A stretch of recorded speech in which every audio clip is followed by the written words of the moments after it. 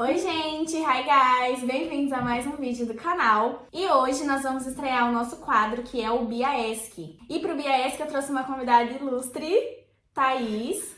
E eu vou contar mais um pouquinho pra vocês, mais ou menos como eu conheci a Thaís. Eu me mudei recentemente, como vocês sabem, e eu divulguei lá no Instagram e tudo mais. Se você não me segue no Instagram, vai lá, por favor, seguir. Também vamos deixar o Instagram da Thaís aqui, que vai ser muito importante. E aí eu me mudei e eu postei num grupo que a gente tem de au pairs, assim, gente, então, tem alguém doando móveis? Porque eu não queria comprar nada ainda, né? Não é o caso. Aí a Thaís foi uma das pessoas que me ajudaram e falaram, então, eu tenho um móvel, pode vir aqui buscar e tudo mais. E ela divulgou um blog, ela falou assim, então, aproveitando, tô aqui doando um móvel. Deixar o jabazinho, né? E eu falei, nossa, claro, eu vou super acompanhar você e comecei a acompanhar o blog e também o Instagram. E através do Instagram eu me surpreendi pelo conteúdo que ela divulga no Instagram. Ela já foi au pair um dia, hoje ela não é mais. E uma das missões dela, através do Instagram e do blog, é ajudar as pessoas a virem aos Estados Unidos, o que fazer, principalmente em Boston, né? E através disso eu comecei a seguir e acompanhar. E eu tenho certeza que o vídeo de hoje ela vai ajudar e vai compartilhar muita informação importante pra vocês. E mostrar pra vocês, gente, que sim, existe vida após au pair. E se você não quer ser au pair, também existem outras possibilidades, tá bom? Com certeza. Obrigada, Bia, por ter me convidado. É um prazer inaugurar esse quadro. Sim. Vou acompanhar, já não vejo a hora de ver os outros convidados também. Então, gente, meu nome é Thaís. Eu tenho 30 anos e tenho 30 anos. Não parece, como vocês podem ver, ela tá incrível. Mas eu vim pro programa, né, de au pair em 2015. Eu tinha 24 anos, eu vim fazer um intercâmbio e a minha história foi um pouquinho diferente desde o começo. Eu não me planejei pra ser au pair, pra vir fazer intercâmbio. Aconteceu que eu fui despedida do meu trabalho no Brasil. Aí eu falei, quer saber, eu vou aproveitar a oportunidade eu já tinha me formado na faculdade. Eu falei, vou aproveitar essa oportunidade de desemprego, pegar o dinheiro e me mandar pra fazer um intercâmbio. E foi aí que eu encontrei o au pair, né? Eu tinha duas amigas que já eram au pair aqui, mas eu não conhecia o programa certinho, fui falar com elas. Uma tinha ficado na Virgínia e uma outra, por coincidência, foi onde eu tive meu match. Foi aonde? Foi em Westchester, em Nova York. E aí eu comecei a conversar com elas, né? Vi que era legal. Fiz a minha inscrição, falei pra minha família, né, pro meu namorado, na época agora é meu marido, mas ele era meu namorado. Eu falei, olha, achei um intercâmbio, só que é de 1 ano. Eles, o quê? Eu falei, já que eu vou me mandar, vai ser assim, vou voltar fluente. Eu queria fazer um negócio pra ficar fluente no inglês mesmo. Voltar pro Brasil, né, e continuar a minha carreira. E aí, 1 mês eu tive match, foi muito rápido. Eu falei com 4 famílias. A 4ª eu gostei, tive o match e fui pra Nova York. Você já tinha todos os documentos, tipo passaporte, CNH, ou na época não era necessário? Eu já tinha todos os documentos. Eu tinha passaporte. Meu inglês era intermediário, mas aí eu descobri que não era nada, era básico. Não, eu tenho inglês intermediário. Chega aqui, tipo, cadê a legenda? Não tem legenda. Quando eu cheguei aqui, eu falei, não, meu inglês não era assim tão bom, mas eu acho que por ser mais velha também, eu vim de 24 para 25 anos, eu já era formada em inglês intermediário e meio que as famílias confiaram um pouquinho mais, né? E tinha experiência com criança de aulas de inglês, eu trabalhei em buffet muitos anos da minha vida pra fazer extra no Brasil, sabe? Sempre fui de fazer extra pra ganhar dinheiro, gente, que esse aqui é o esquema aqui também nos Estados Unidos. E aí, eu cheguei aqui no inverno de 2015, que foi o pior inverno de todos. Cheguei em janeiro com a nevasca, eu já falei, meu Deus, não vai ser fácil. E não foi. Eu tive 3 famílias durante o meu ano de au pair, então, entre rematches e algumas histórias complicadas, mas deu tudo certo. Eu ainda estou aqui, deu tudo certo dando errado. E eu acho que esse é o legal da minha história. Eu vim descobrir o programa através de uma coisa que deu errado na minha vida no Brasil, então eu fui mandada embora, encontrei o au pair. E aí o au pair não deu certo também, eu acabei largando ele com 11 meses, eu não finalizei o programa, porque imagina com 11 meses procurar a 4ª família, não tinha mais psicológico. Eu imagino. Eu falei, não. É muito desgastante mesmo, assim, toda a situação do rematch, né? Porque você sai do Brasil com uma expectativa, você entra em contato com uma primeira família, tipo, vou morar com essa família, e você fica na expectativa de viver 1 ano com essa família. Isso. Aí você já vem o primeiro que já não é fácil. E como eu não planejei pra ser au pair, eu devia ter me planejado, ter pesquisado mais, eu vim com toda aquela ilusão da agência, eu vim pra ser parte da família, vim Alice. Sei. Vim pra ser parte da família, pra estudar inglês, pra fazer uma pós, quem sabe, sabe? Sei. Então eu vim bem Alice mesmo, esse é o termo. Por isso que é o meu trabalho, que agora que eu quero entrar um pouquinho nisso depois, né, mais tarde, de ajudar mesmo, mostrar que tem vários caminhos pra ficar aqui, que não é só o casamento, que não é só o visto de estudante. Esse é um dos caminhos, ó, claro, né? Pode ser um pouco mais fácil, mas tem como se profissionalizar, tem como ir atrás do seu emprego aqui de outras maneiras. Certo. Então, a gente já respondeu um pouquinho da primeira pergunta, né? Que seria se teve um planejamento pós o au pair, se foi uma coisa que você sentou e falou, olha, quando o ano de au pair acabar, eu vou seguir por esse caminho, ou se foi uma coisa que só aconteceu e... Então só aconteceu mesmo. E também já aconteceu, foi uma decisão não só minha, mas do meu namorado também na época. A gente já tinha, quando eu vim pra cá, eu tinha esse namorado, né, que agora é meu marido, a gente já tinha um apartamento juntos no Brasil, então a gente já tinha uma vida, sabe? Então realmente eu só vim pra ficar um ano e estudar e ir embora, não tinha planos de ficar. E aí, quando eu tava aqui por 7 meses, ele me falou, eu quero ir, eu quero ter essa experiência também. Então eu tô indo e vamos fazer um plano assim, eu vou pra ficar um ano, vou com visto de turista mesmo, vou ficar um ano aí. E aí ele veio pra Boston, foi assim que eu parei em Boston também.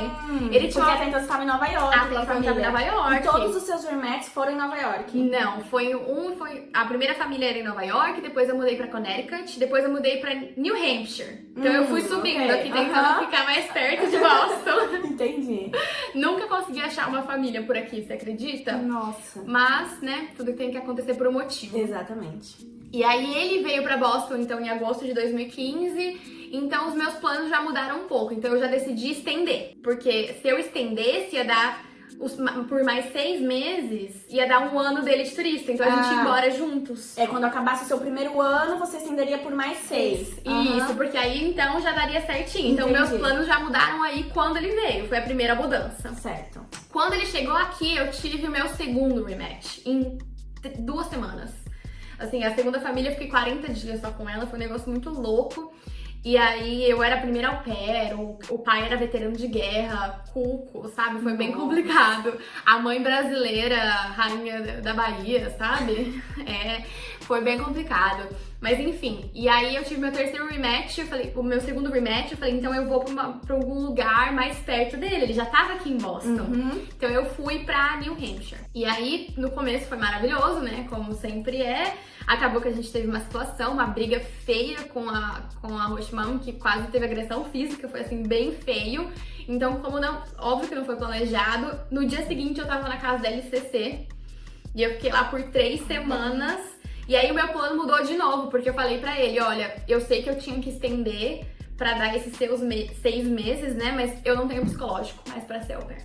Eu não consigo, eu não vou conseguir. E aí, por 3 semanas, foi o tempo que eu fiquei na casa da LCC pra dividir, assim...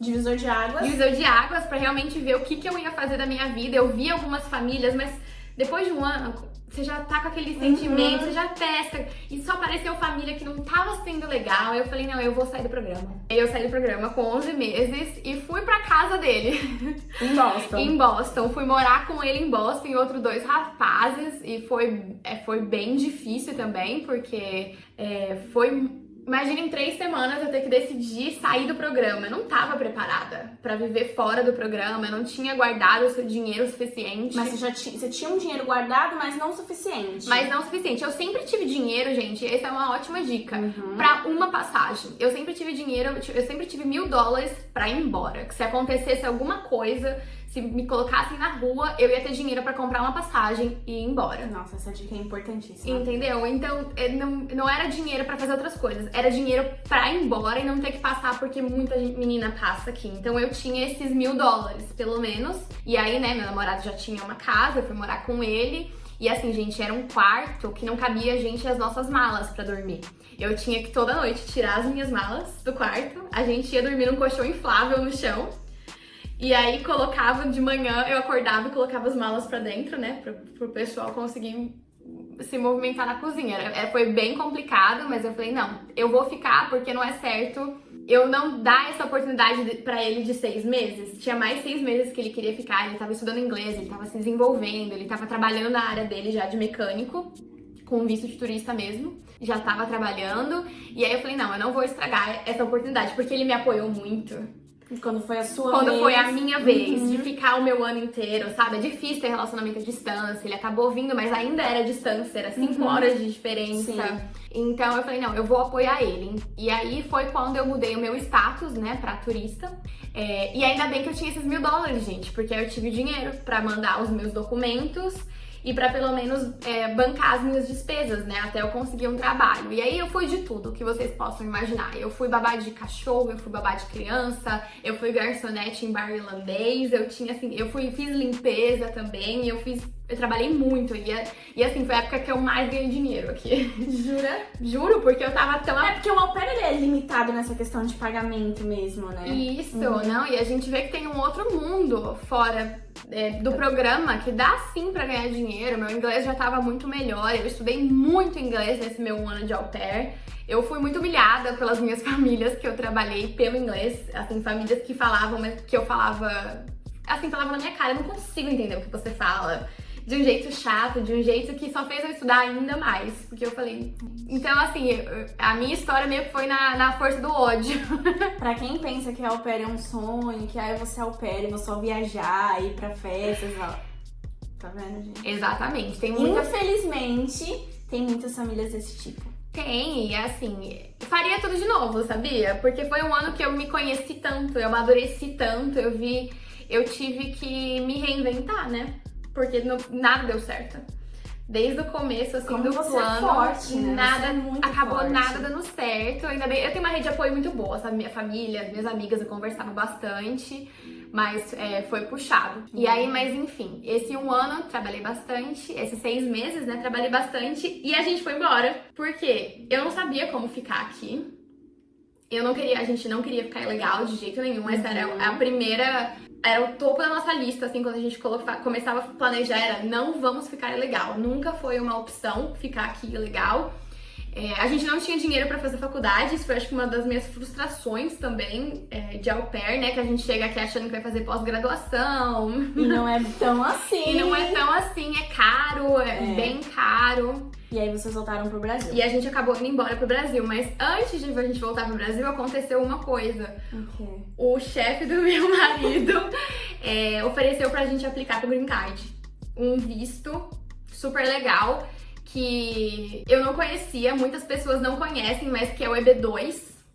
Meu marido já era expert, né, em motor, ele é um mecânico expert em motor no Brasil, ele já tinha 10 anos de experiência e esse é um visto pra quem já é formado, tem faculdade e é expert em alguma coisa, mas a expertise tem que ser de 5 a 10 anos. Certo. Só que não dava tempo, porque a gente já tinha decidido ir embora, já tava tudo certo pra ir embora. E infelizmente a gente não conseguiu achar brasileiros pra conversar sobre isso. Pessoas que já tinham passado isso pelo processo pra ajudar a gente, pra dar alguma dica. E os brasileiros que a gente encontrou, os advogados brasileiros, falaram que isso não existia. A gente foi em 2 advogados brasileiros e falou, não, isso não existe, falaram pra você errado. Tem que fazer o visto de trabalho, o H1B, pra depois fazer esse EB2 ou EB3. E aí, enfim, não dava a gente já tinha mandado todo o nosso dinheiro pro Brasil, porque a gente ia embora. Então a gente foi mandando o nosso dinheiro aos poucos, né? E quando o chefe dele falou, faltava um mês pra gente ir embora. A gente já tinha entregado o apartamento, a gente não tinha dinheiro. Caso a gente achasse um advogado, eu não sei nem o que ia acontecer, porque a gente não tinha dinheiro pra pagar um advogado.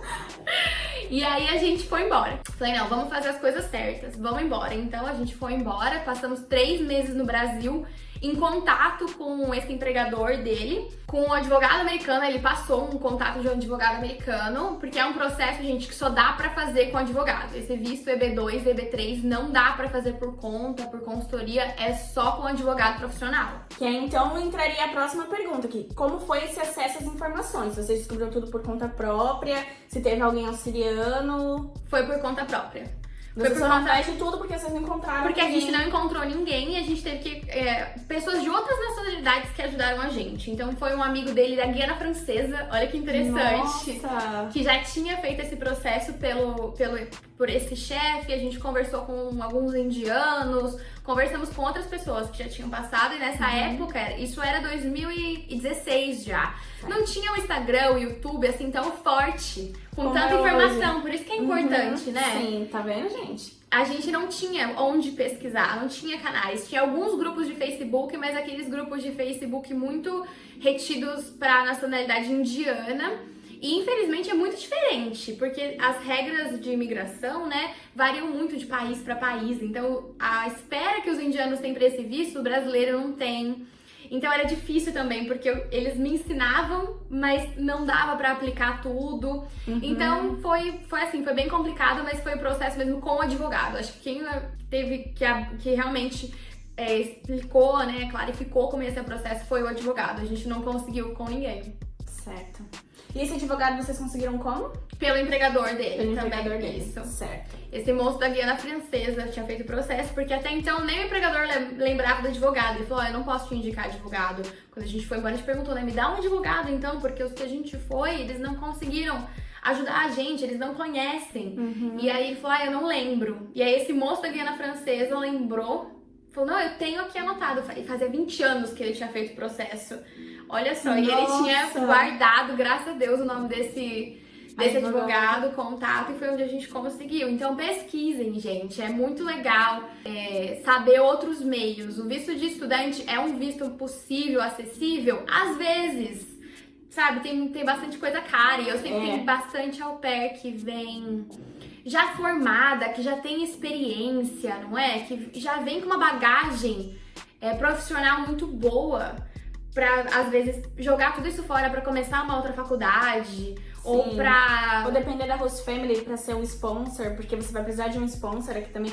Porque, assim, normalmente a gente deduz que quando você vem como au pair, é porque você não tem condições financeiras de vir com outro tipo de visto. Isso. Porque se você tem como vir direto como estudante, você não viria como au pair.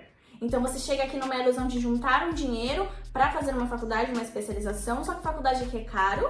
E aí você vai precisar de ou você ser o seu sponsor, ou você vai precisar de alguém pra ser, né? Então é um processo que parece ser fácil, mas não é. Você precisa de dinheiro pra isso também. Então você, de repente, pesquisar outros vistos, outros meios pra alcançar o que você quer, seja melhor. Com Mesmo certeza. que seja uma coisa assim, o au pair hoje em dia é muito mais falado do que antigamente, Com né? certeza. E todo mundo fica, meu certeza. Deus do céu, claro, porque não? Vamos ser au pair. E aí você corre atrás pra conseguir as suas experiências com crianças. E aí você chega aí, aqui você acaba se frustrando, porque já não... Isso, e esse EB2, esse EB3, o gasto é totalmente pela empresa. A empresa são sponsor e eles pagam 100% do processo. Gente, 100%. É muito interessante, sabe? Então, às vezes, você vai vir como au pair, você ainda não é formada, não tem essa bagagem de experiência, mas aprende sobre o processo, faz alguma coisa nesses 1 ano, nesses 2 anos de au pair, se joga no inglês, se joga num curso, às vezes, de profissionalizante de 9 meses, esses community colleges que são bem legais, faz o seu networking, entendeu? Pra, às vezes, você voltar pro Brasil e aplicar de lá e conseguir uma empresa que seja o seu sponsor para você vir trabalhar, ou que você já esteja aqui, se você já tem essa bagagem, faz o seu currículo, o seu LinkedIn, faz o seu network e tenta já ir direto para essa parte do trabalho, sabe? É uma coisa que as pessoas, de informação, né, dessa parte do meu trabalho de consultoria de carreira aqui nos Estados Unidos, as pessoas não sabem, mas a primeira pergunta quando você aplica para qualquer tipo de trabalho, inclusive eu que moro aqui faz tempo, tenho documento, a primeira pergunta é, você tem autorização para trabalhar nos Estados Unidos? E aí você vai colocar, muita gente já sai dessa página se não tem. Vai falar, ai, não tenho, e já fecha. Então não posso me candidatar. Não posso continuar, mas se você colocar que não, é o mesmo processo. Pra mim, que vou colocar que sim, você só continua preenchendo tudo. E a empresa tem essa consciência que você não tem autorização de trabalho, tá lá. Você mostrou que você não tem. Então vai da empresa querer ser o seu sponsor, porque às vezes ele gostou tanto do seu currículo, ele não achou nenhuma outra pessoa, você tem uma experiência assim muito boa, e ele vai entrar em contato pra ser o seu sponsor. E é totalmente possível. É totalmente possível. É fácil? Não é fácil, mas é possível, né? Mas se você nem tentar, aí que vai ser impossível. Com certeza. Por isso que você precisa tentar.